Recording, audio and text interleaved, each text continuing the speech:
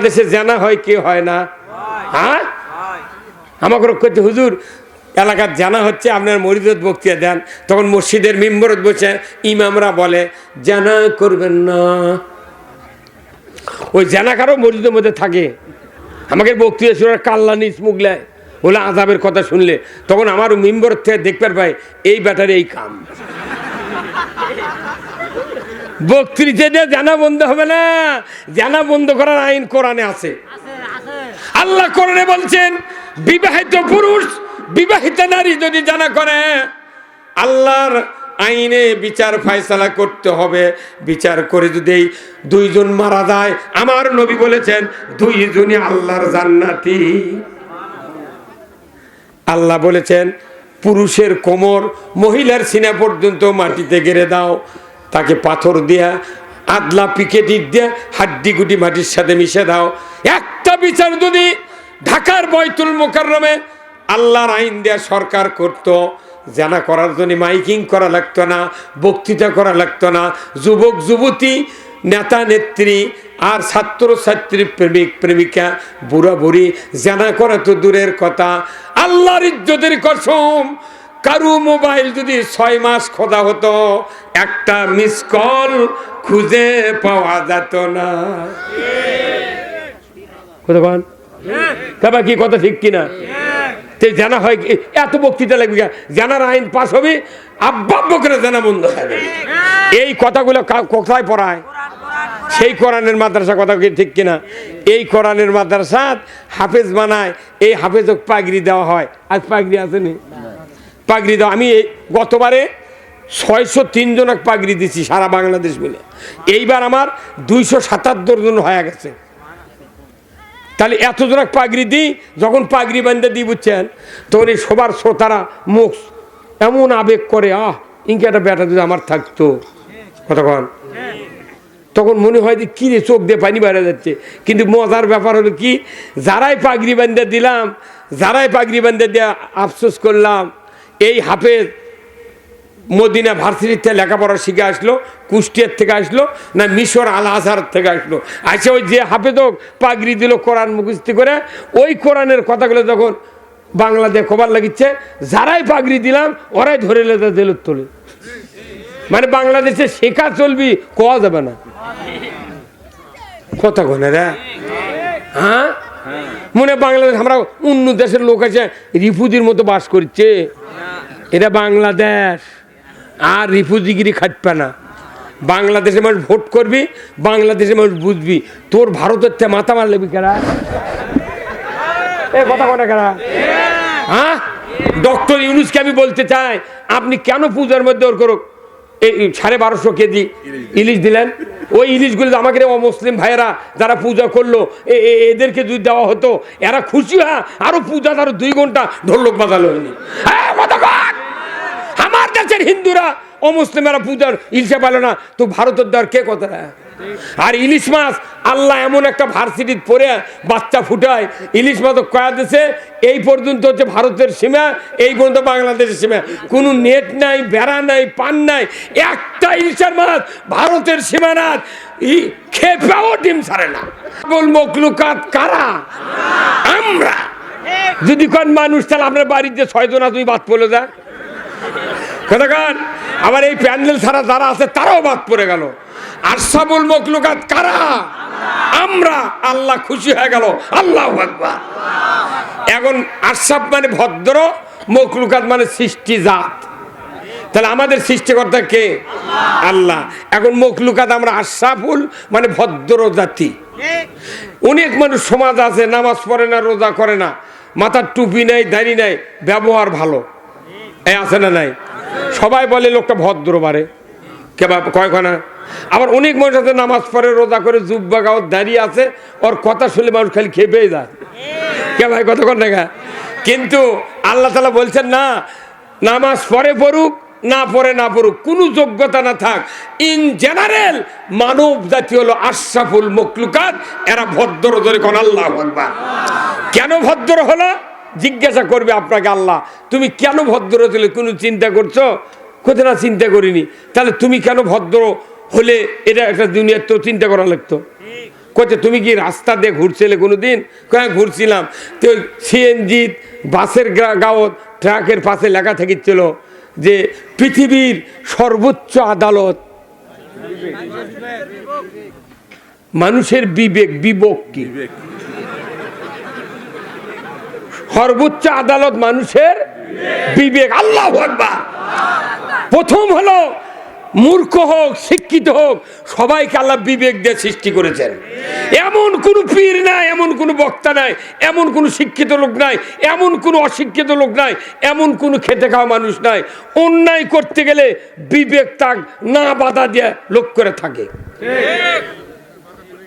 বাধা দিবি, ভাই এটা করিস না রে, মানুষের টাকা দিয়ে মাছ ছেড়ে দিয়েছে, তুই খেচক খাওয়া দিচ্ছ। বিবেকের কথা শোনে।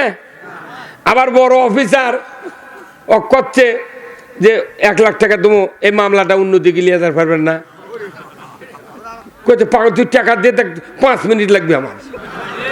কিন্তু বিবেক করছে এই অকাম করিস না, পারে এই দোষী নির্দোষী বানাস না।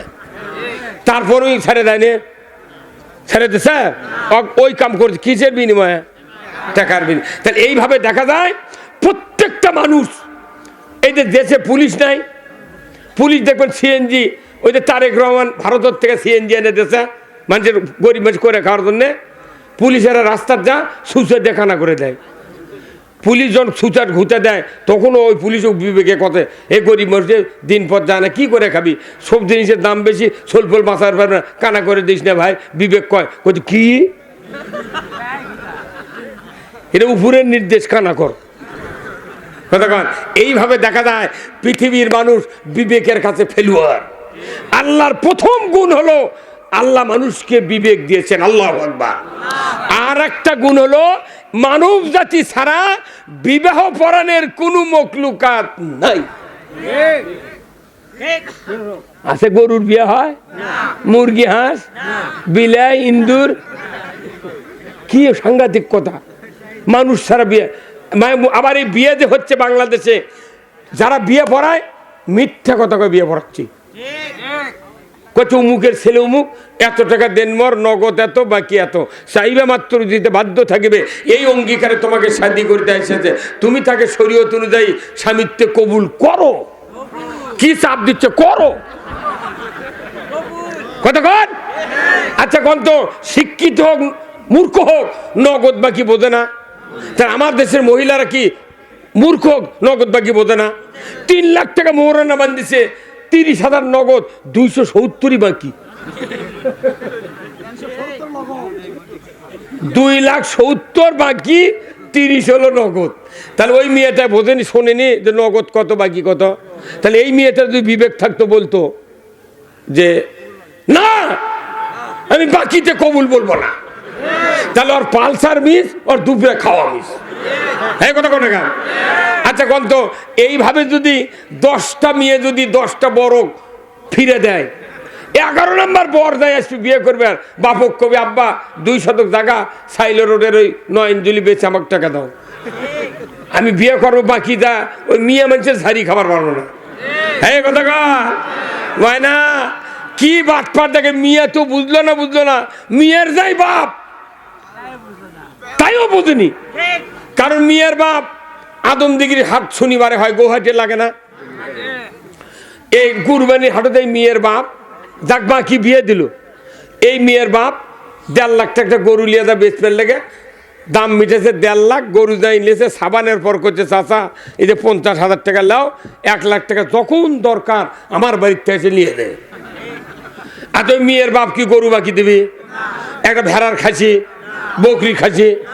তাহলে তুই একটা গরু, একটা ভেড়ার খাসি, বকরি খাসি বাকি দিলু না, তুই আমার একটা মেয়ে মানুষ জান্নাতি নিয়ামত, তুই এইভাবে একটা বাপ হয় 18 বছর পাইলে সোনার টুকরা কলজার টুকরা তুই এক বাকি দিলু কেরা?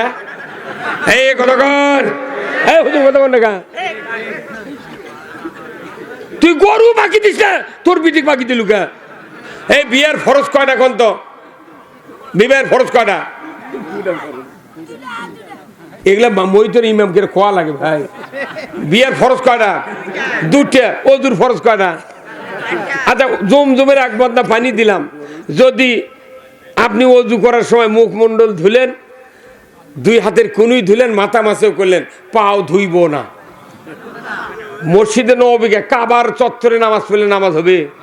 কেন হবে না? ওর অজুই হয়নি। 4 ফরজের মধ্যে একটা মানেনি, আর 4টের মধ্যে একটা আদায় করেনি, তাও যদি নামাজ না হয়, 2 ফরজের মধ্যে একটা আপনি আসলটাই কাম করেননি, তাও করছেন ওটা আমার স্ত্রী। বাপরে, আসলে আর পাঞ্জাবি গেরো দেয়া লোকে ঘুঙ্গুর দিয়ে বসে আছে, আর টাকা দেয়া দেখিচ্ছে, জামাই বিটিক দেখিচ্ছে। এটা খালু শ্বশুর বাবা, এটা ফুফা শ্বশুর মা। হ্যাঁ, কথাকার বিয়ের ধুম করে কেসব, যে টাকা খরচ আছে ওটা তোলার জন্য। আর বেটাক যে বিয়ে দিল, তুই মরে না, শোধ করলু না, মরার সময় জানাজা হচ্ছে, তখন ইমাম বলা লাগিচ্ছে, দেখেন তো স্ত্রী বাঁচে আছে, আছে দেখেন তো মরার মাপ দিচ্ছে নাকি। ঠিক কি হচ্ছে এই দেশে? মোহরানার আইন সরকারকে করতে হবে। এই বক্তৃতা আমি জয়পুরার সেদিন দিছি, বুঝছেন। এক লোক সামনে থেকে করছে, হুজুর আমাকে গাঁত হালখাতা করবে চাচ্ছি। হয় সব, আমার মাথা ঘুরে গেছে। বইয়ের মোহরানা এত বাকি পড়ছে ওই গাঁত, আর বক্তৃতা করবো না। বা টিলার দিয়ে হাল বসে হালখাতা, দোকানের বাকি হালখাতা, ডিজেল বাকি হালখাতা, কতক্ষণ সিমেন্ট বাকি হালখাতা। উই আবার আবিষ্কার করছে যে আমার গাঁত মোহরানা বাকি পড়ছে, অনেক মানুষের হালখাতা তারা উঠবে না।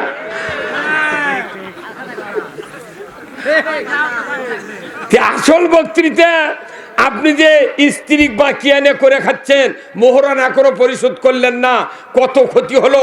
আল্লাহর নবী বলছেন, যে ব্যক্তি মোহরানা পরিশোধ সম্পদের মাধ্যমে করলো না, আমার রসুল বলছেন কিয়ামতের ময়দানে ওই ব্যক্তি জানাগারের কাতারে উঠবে। আমাদের যাদের মোহরানা এখনো বাকি আছে, মন কয়া দেশে, মন এখন শুনে করছে, আরে বা তাই তো রে, কথা তো ঠিক। আর এই দেশের মা বোনের এত আলসে, দোকানদার বাকি দিলে তাও মাঝে মধ্যে চায়, ভাই 300 টাকা বাবু দিবে না, আর ওটি একখান দিয়ে শুয়ে থাকে, কোনোদিন কয় না নইমের বাপ।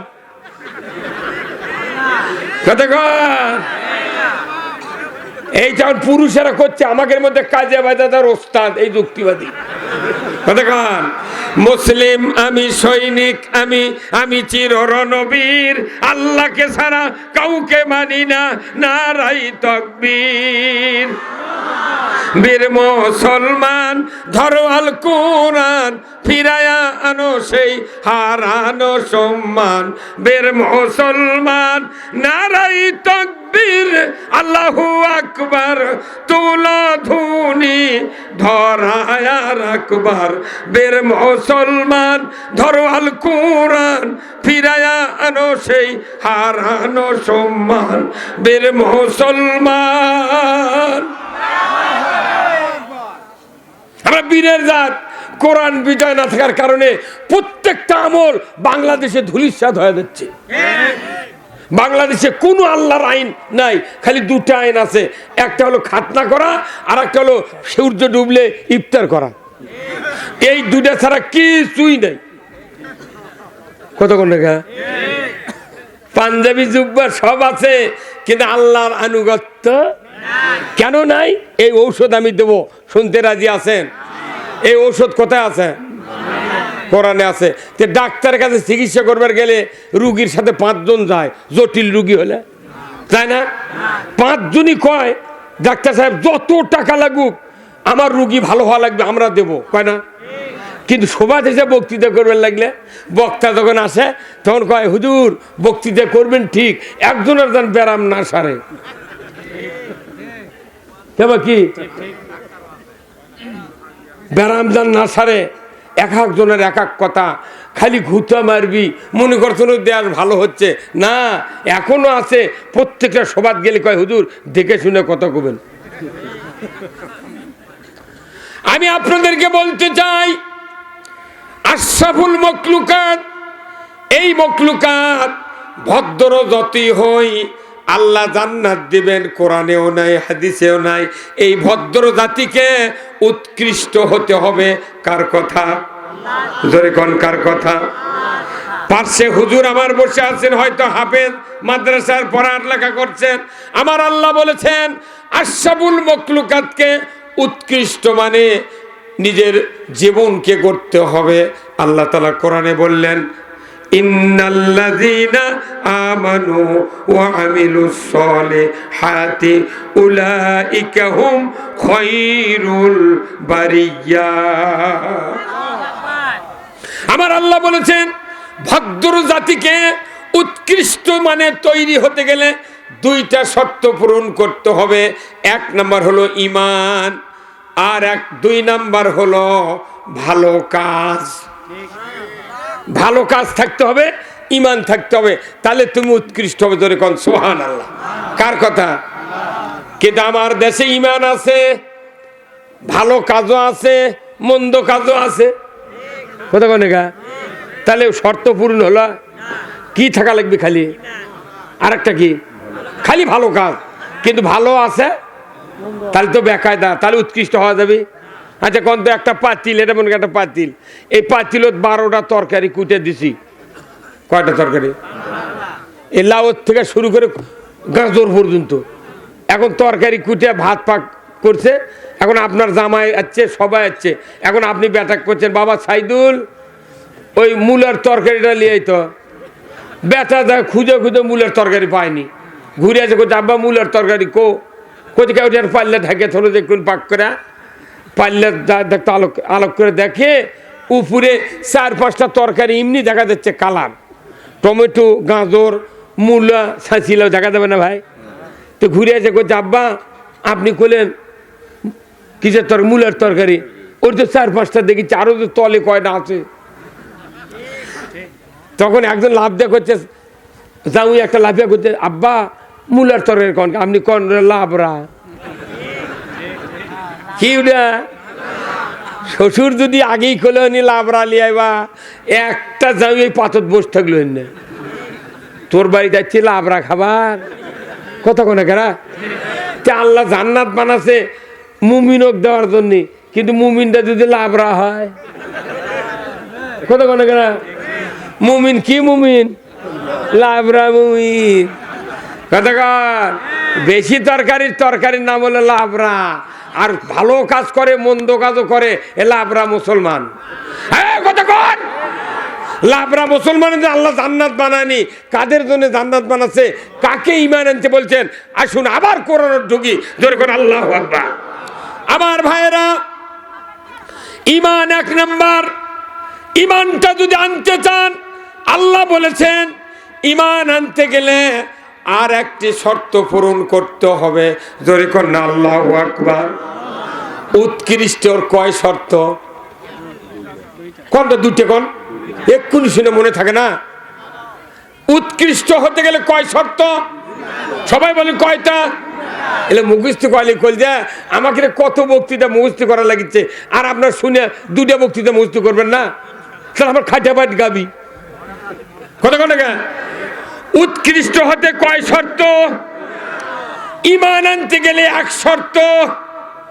আপনি যে ঈমান আনবেন একটা শর্ত পূরণ করা লাগবে, তাহলে 2 আর 1 এই 3টা শর্ত হলে আপনি কেবল ফার্স্ট ক্লাস ঈমানদার হলেন।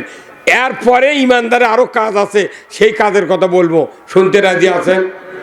আমার ঈমানটাই যদি পরিপক্ক না হয়, আচ্ছা ভাই এটা সাদা কাগজ না, আমি এই মুহূর্ত থেকে এই পর্যন্ত খালি 0 দিয়ে ডানে নিয়ে যায় 1 লিখেছি, এইগুলো উচ্চারণ কিছু হবে?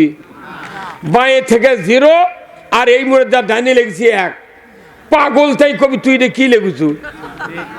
কিন্তু 1 যদি থাকে বাঁয়ে, ডানে যদি লাগা দই রানী লগর ওই আপনার বিছনা বিক্রি হয় কি না হালালিয়া কিংবা খট্টের স্বর, এই পর্যন্ত যদি 0 দিয়ে নিয়ে যায় সাইলো রোড দিয়ে, আর এই 1-এর ডানে 0 লিয়ে দিয়ে চলে গেছি, তাও উচ্চারণ হবে। কথা ঠিক কিনা?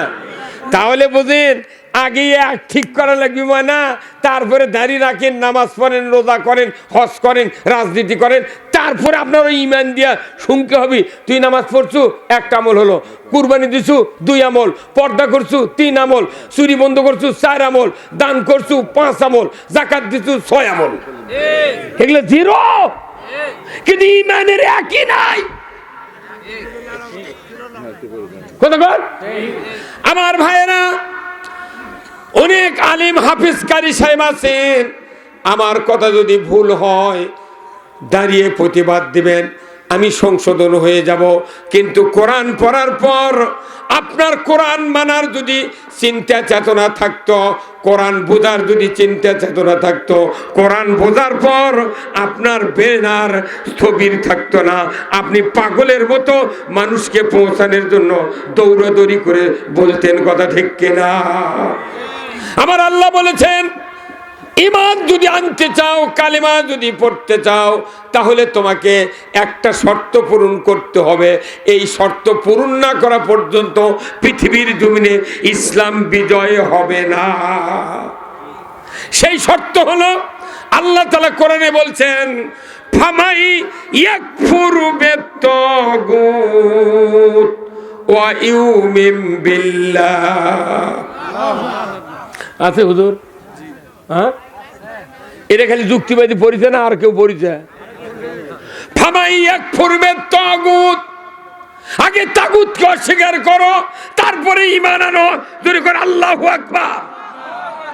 কিন্তু আমরা বাংলাদেশের মুসলমান দাবিদার তাগুতক চিন্তাত রাখছি মাথাত, তাগুতক অর্থনীতিত, তাগুতক রাজনীতিত, তাগুতক সমাজনীতিত, তাগুতকে যুদ্ধনীতি, সকল নীতির ভিতরে তাগুত রেখে আমরা কালেমা পড়তে পড়তে কলিজা ফেটে ফেলে দিচ্ছি। দাঁড়িয়ে রাখতে রাখতে 1 ফুট লম্বা করতেছি, জুব্বা লম্বা করতেছি, হজ 12 বার করতেছি। কিন্তু আমার আল্লাহ কোরআনে বলছেন, আগে তাগুতকে অস্বীকার করো, তারপরে ঈমান আনো।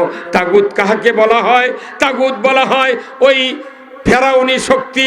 ফেরাউন যে রাজত্ব চালিয়েছিলেন আল্লাহর বিধান বাদ দিয়া, ওই রাজত্বর শক্তিকে তাগুত বলা হয়। নমরুদ যে রাজত্ব চালিয়েছিল ওই রাজত্বকে তাগুত শক্তি বলা হয়। ব্রিটিশ যে রাজত্ব চালিয়েছিল ওই রাজত্বকে তাগুত শক্তি বলা হয়। জোরে বলুন ঠিক কিনা?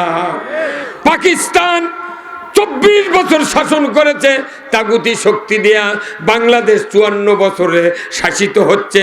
এখন ডক্টর ইউনূস পর্যন্ত যত সরকার গেছে তাগুতি শক্তি, কারণ আল্লাহর আইন না মানে মানুষের আইন দিয়ে চালাচ্ছে। জিবরাইলও যদি এই দেশে বসবাস করে তাগুত ছাড়া বসবাস করতে পারে নাই। কি কথা কয়? থামেন, একটু থামেন। আচ্ছা ভাই, আপনার হাঁস চেনেন? হাঁস, পাতি হাঁস। পাতি হাঁস ডিম পারলে কুচা বসে না? আপনার পাতি হাঁস ডিম পাড়া শেষ, আপনি ভাজা ভাজা খাচ্ছেন, তরকারি করে খাচ্ছেন, কিন্তু আপনার স্ত্রী করছে যে এই তো কুচা বলছে, একটু কুচা ছাড়ান জানা, লাখের মধ্যে যে ফোড়া ঢুকেছে তাও কুচা ছাড়ে না। হ্যাঁ কথা কোন পাও দড়ি লেগে কুড়ির মধ্যে বান্ধা সোচে তাও কুচা ছাড়ে না। তখন আপনার স্ত্রী শেষ পর্যন্ত করছে, নইমের বাপ, মুরগির ডিম আছে 12টা, ওরে তো কুচে দিও, সারানি গেল না তো। কথা কনে মানে হাঁসের যদি কুচা লাগে, মুরগি যদি কুচা লাগে, ওর লাখের মধ্যে ফোড়া দিলেও কুচা ধরে না। আমাকে অবস্থা গেছে তাই, এত অত্যাচার, নির্যাতন, মার পিট, জেল, জুলুম, তারপর আমরা ওই তাগুতের কুচা ছাড়বে চিনি। কথা কনে মানে কত মাথায় নষ্ট নেই। হ্যাঁ কথা ঠিক আছে ভাই, কথা কি? এখন এই মুরগির ডিম আপনার স্ত্রী কথা হাঁসের তলে দিয়ে ওই দেখি কি করে, ওর ভাবটা দেখি। এখন 28 দিন পর বাচ্চা উঠেছে। কিসের বাচ্চা? মুরগির। এখন আপনার স্ত্রী 2 দিন বাড়ির মধ্যে বান্ধা থছে, থোয়ার পর বাচ্চা একটু ঝরঝরা হচ্ছে, টোপাকোনা ছেড়ে দিচ্ছে। তখন ওই হাঁস মুরগির বাচ্চা এলে ঘুরতে ঘুরতে খোলাত গেছে, খোলাত যা দেখে যে একটা কুঁড়ি সাইডে। এখন এই হাঁস 28 দিন খোলাত বসতে গা গরম হয়ে যায়নি, এই দৌড়ে নামিছে পানির মধ্যে। নামে এখন হাঁসের বাচ্চা, মুরগির বাচ্চাগুলো ডাকিচ্ছে কাল্লা ইঙ্গে করে, আয় মায়, ক্যাক ক্যাক করে না ভাই, কাল্লার দিকে ডাকিচ্ছে করছে মায় বাবাই। তোর মুরগির বাচ্চা কাল্লা কোন ভার্সিটির পড়াছে রে, কোন বিশ্ববিদ্যালয়ের ছাত্র, কোন মুক্তিরে মুগরির বাচ্চা তখন আর একজন করছে, কে ভাই উইদের ডাকিচ্ছে যাওয়া যাবি কতক্ষণে পারে, তখন মুগরির ওরে যাই মোরগ হবি, তার কোনো বুদ্ধি বেশি, মোরগ বাচ্চার বুদ্ধি বেশি। মোরগের বাচ্চা করছে, শোন আমরা তো হাত চারি পরে থাকলে মরে থাকি, হাত চারি পানি আছে বেশি, ওটি লাভ দিয়ে সরে মরে থাকি, তার বালতির মরে থাকি, তো ওই কোন সাহসে আমাকে এ পানির মধ্যে ডাকে রে, হে কথা কন